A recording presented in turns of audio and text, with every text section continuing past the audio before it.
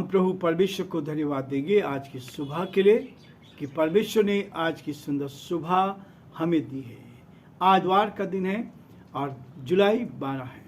परमेश्वर की स्तुति करते हैं कि एक एक दिन वो हमें आगे बढ़ाता जाता है ताकि हम आगे बढ़ते जाएं और परमेश्वर की महिमा करते जाएं। मैं आप सभी का धन्यवाद करता हूं, आप सभी को आशीर्वाद देता हूं कि परमेश्वर ने आप सबको हमारे साथ जोड़ा है। परमेश्वर हमें अपनी महिमा के लिए और अधिकाई से इस्तेमाल करता जाए ताकि ईमानदारी के साथ, सच्चाई के साथ हम और अधिक परमेश्वर की महिमा करते चले जाएं और परमेश्वर के नाम को धन्य कह सकें। प्रार्थना करेंगे।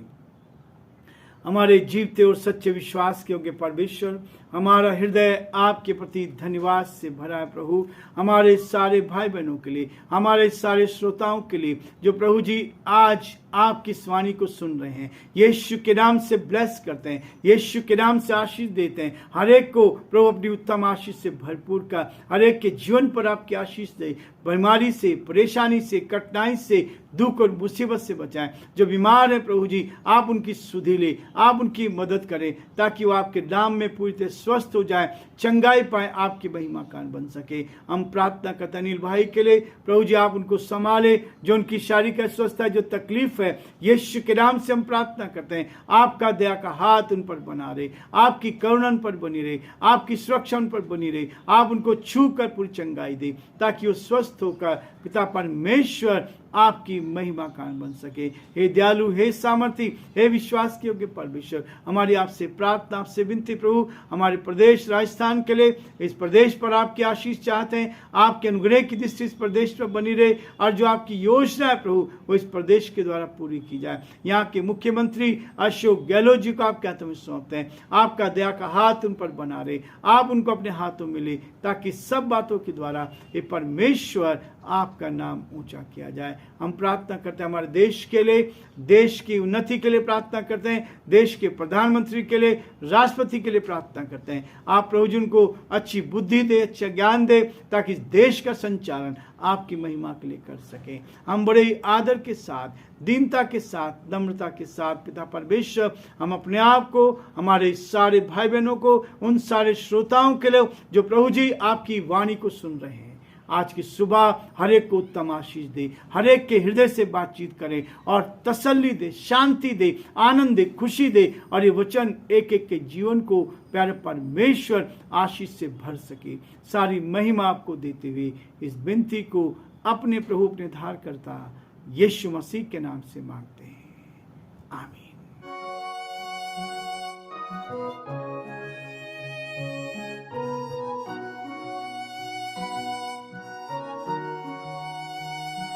कलवरी के पास खड़ा हो, खून की धारा देखता जा, तेरे पापों का यही दाम दिया है मसीह यीशु ने।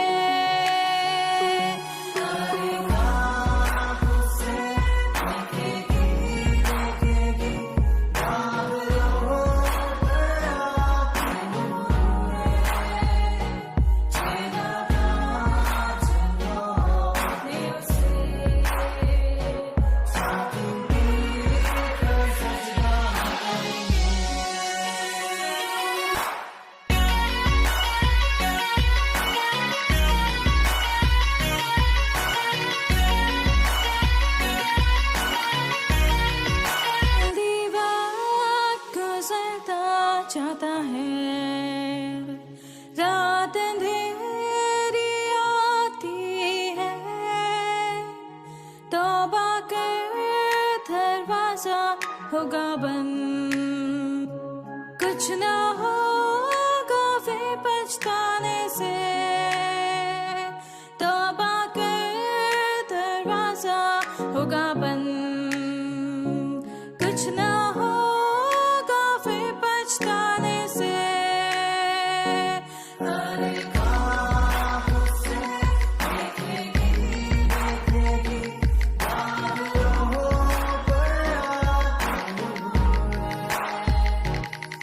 Bye.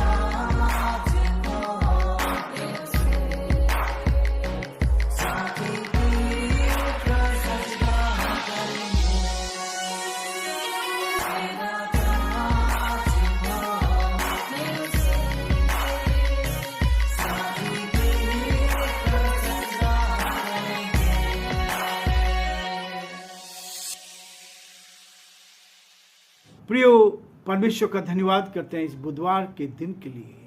ये दिन प्रभु ने मेरे और आपके जीवन में जोड़ा है ताकि हम परमेश्वर की महिमा कर सकें।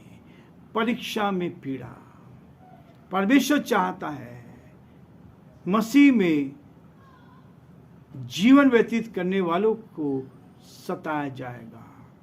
मसीह में जीवन व्यतीत करने वालों को सताया जाएगा। मैं बहुत बार इस वचन को देखना चाहा, कई बार मैं बहुत विचलित हुआ। संसार में ईमानदारी का जीवन जीने के बावजूद फिर भी बहुत सारी समस्याएं हैं, बहुत सारी परीक्षाएं, बहुत सारी समस्याओं में से होकर जाना पड़ता है। और मैंने इस बात को देखा जब मैं इस कश्मकश में था कि जो लोग गलत काम कर रहे हैं, दो तरफा जीवन जी रहे हैं, वो बड़े आनंद से रह रहे हैं, लेकिन जो ईमानदारी का जीवन जी रहे हैं उनके ऊपर कठिनाई भी है, परेशानी भी है, समस्याएं भी हैं।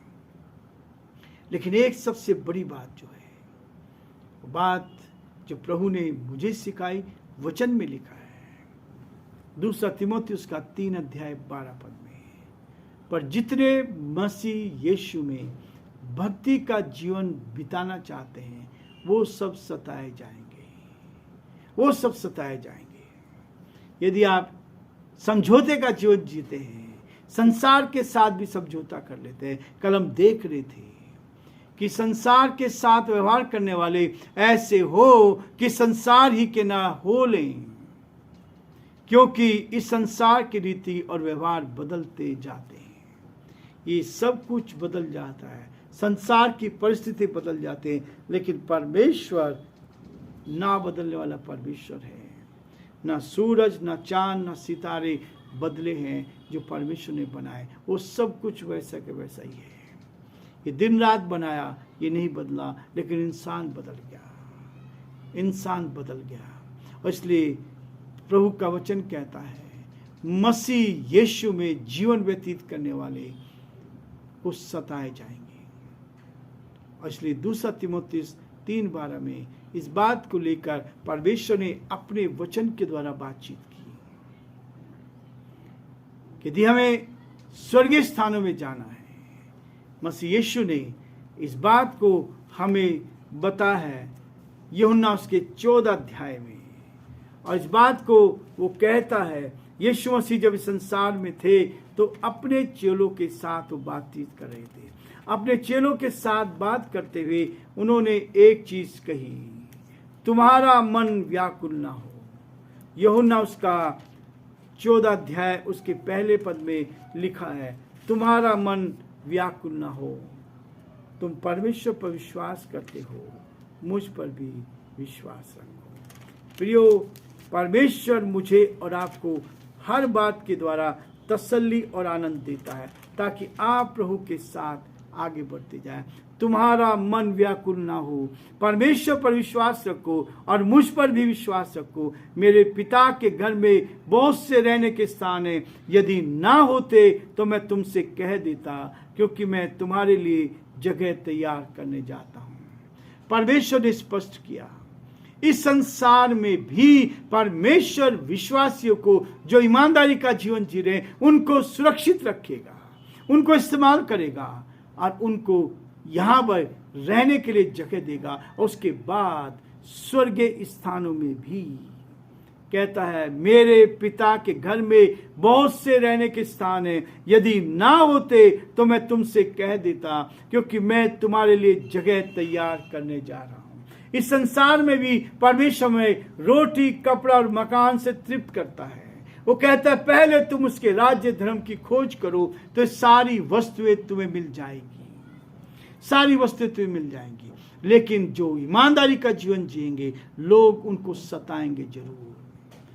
मणिपुर में हम देख रहे हैं कैसी भयंकर स्थिति है, लेकिन प्रियो एक चीज देखकर आनंद होता है, सारे लोग रविवार के दिन परमेश्वर की आराधना करने के लिए अलग जगह, जंगल में, पहाड़ों पर इकट्ठे होकर आराधना करते हैं। हो सकता है वो सुविधा जो हमें कलीसिया में मिलती थी वो नहीं है, लेकिन परमेश्वर की आराधना आत्मा सच्चाई से भरकर, ये लोग भूखे और प्यासे हैं, तकलीफ में हैं, मुसीबत में, लेकिन जो लोग परमेश्वर के साथ जीवन जीना चाहते हैं वो सताए जाएंगे, वो सताए जाएंगे।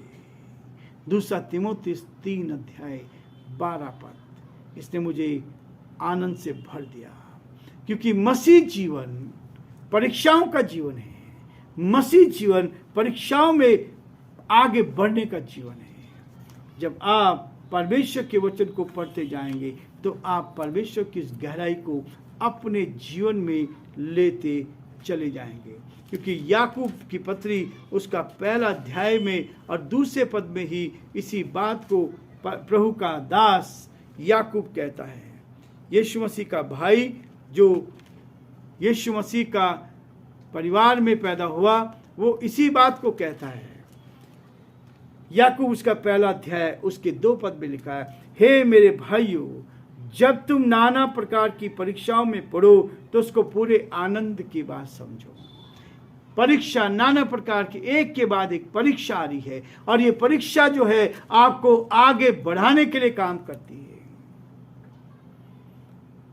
जब परीक्षा आएगी तो मतलब सताव, और सताव है तो परमेश्वर आपको आगे बढ़ाना चाहता है।